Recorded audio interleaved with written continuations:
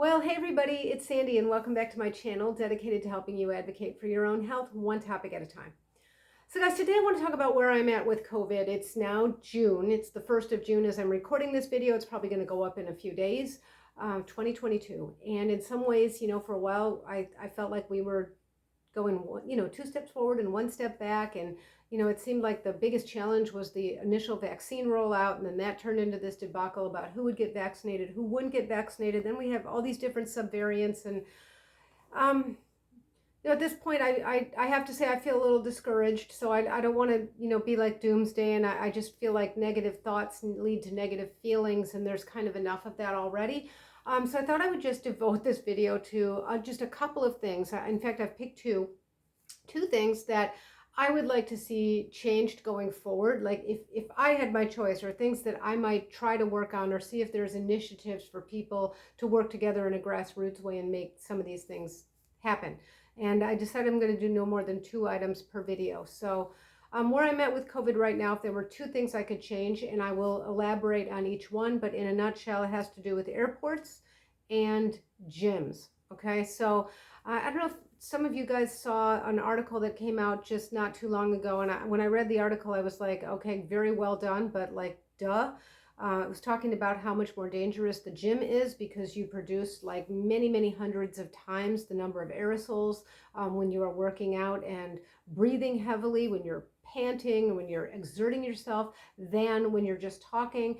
And so that makes the gym a very dangerous place. And in fact, there are many cases of something like, one spin class instructor who was positive and an entire class turned positive thereafter. And there's all kinds of anecdotes like that. And I haven't been back to the gym. I did a video a while back about that I thought I was going back to the gym, and you guys frankly talked me out of it. And that was like before Delta wave got crazy. So like that was a while ago. I haven't been able to bring myself to go back to a gym. I have moved like my exercising to outdoors, and I have sort of fortified a home gym in one of our rooms. Fortunately, we could do that because we're empty nesters. And is it as good as the gym? No, I'm missing some of the machines that I would like to use, or some of the equipment that I would like at the gym that I just don't have.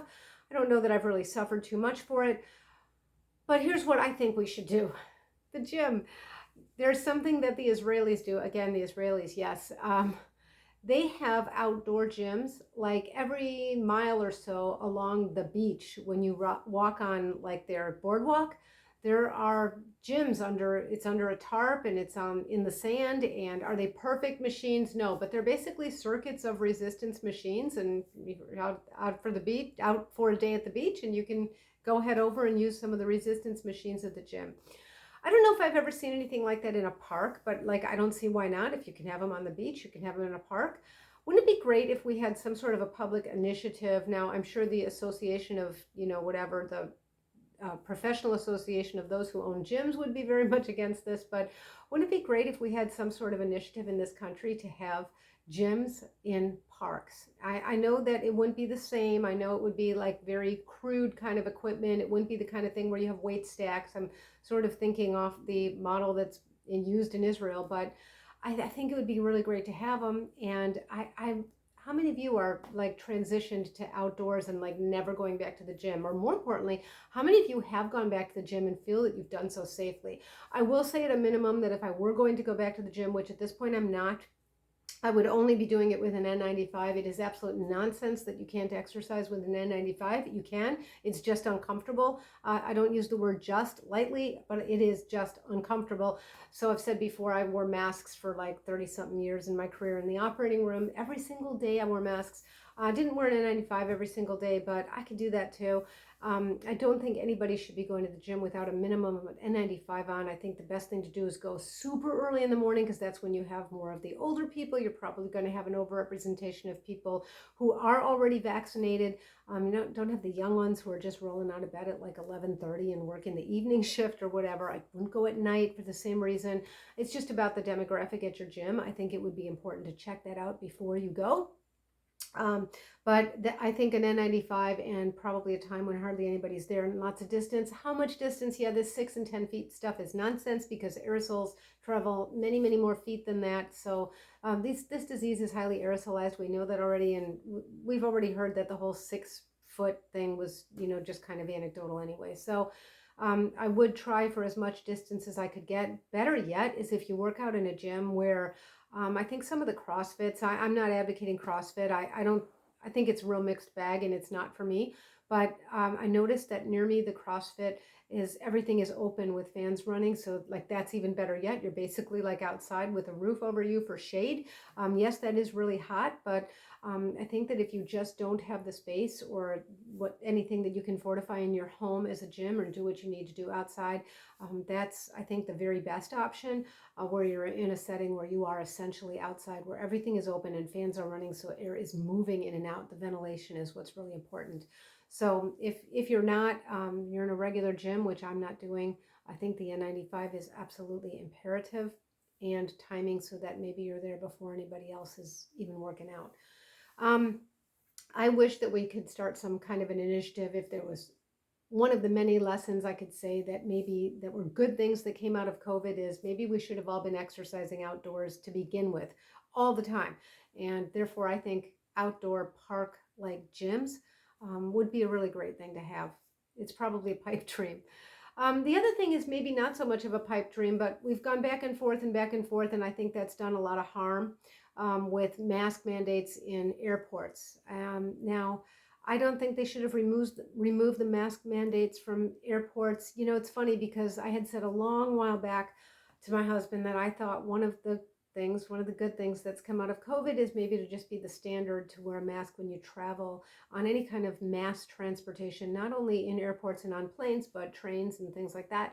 Um, there was a time actually years ago when my husband and I were traveling a bit. We had first become empty nesters and the kids were off at college, and we noticed that there was an uptick in our colds. We just got colds more easily, and I said, you know, I'm going to start just wearing masks from now on planes because I think we're getting colds with all the traveling. You know, the hotel I can't do anything about.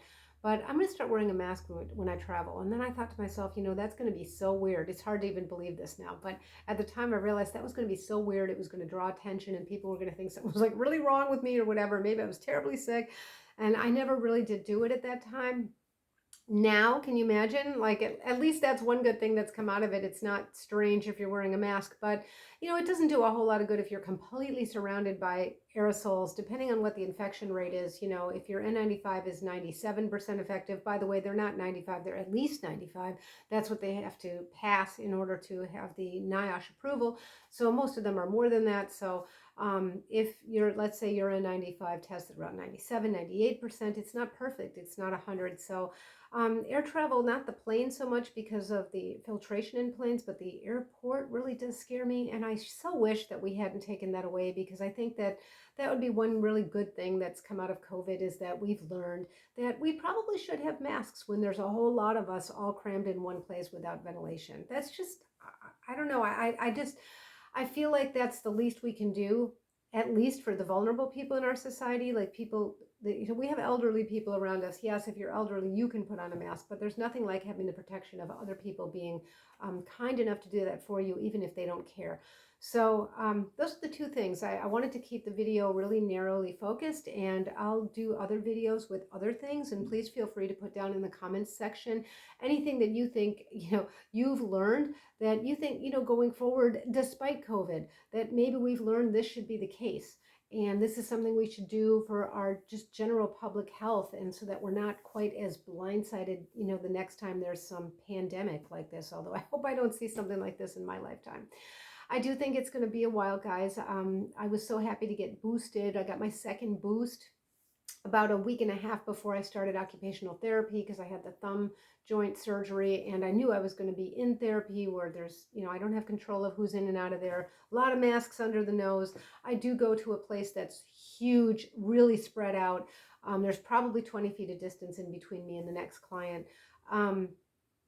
I go early in the morning before there's been too many people in there huffing and puffing, but I wear my READIMASK, so I don't just wear any N95. When I think I'm in a high risk setting, I am wearing the READIMASK, which is the stick-on. I will put a link down below in the description box. It is not an affiliate link, but I only use whatever influence I have on those kinds of items to get a savings for my viewers. And we do have a 40% off coupon because the people at READIMASK have just been so kind to me and my viewers. So that is Sandy 40, and I'm going to link all that down below. I really do like the READIMASK. There's no one N95 that's perfect for every situation, and every one of them has its trade-offs. The READIMASK being that it's adhesive, you can't really take it off and put it back too many times and expect to get a perfect seal. It's also the skin. You can't have some moisturizer on your skin that you just put. The skin has to be pretty dry. I sometimes put some powder down even so that I get a good seal. It is a little bit hard on your skin. It's not, as gentle as not having an adhesive there, although it's a very gentle adhesive. It's a silicone adhesive, and I have adhesive allergies and I haven't had a problem with it. Other than that, when you take it off, you feel it. You're a little bit red around the area for a while, but it's a fantastic product. And when I feel like I'm in a very high risk setting, I wear it with a plain old surgical mask with ear loops on top, mostly just so it doesn't look too weird. But it doesn't kind of get attention that way. But I do like having that other layer. I think it's just nice to have something to keep it clean. So yeah, that's what I have to say for today. I wish we could look at some sort of outdoor public style, gym type equipment in public parks. And I wish that we would just keep our masks on our faces, including our noses, when we travel and when we're all close together in very crowded places. I hope that's not a pipe dream. I hope that when we look back, we'll kind of come to a place of sensible. But until next time, be well. Bye-bye.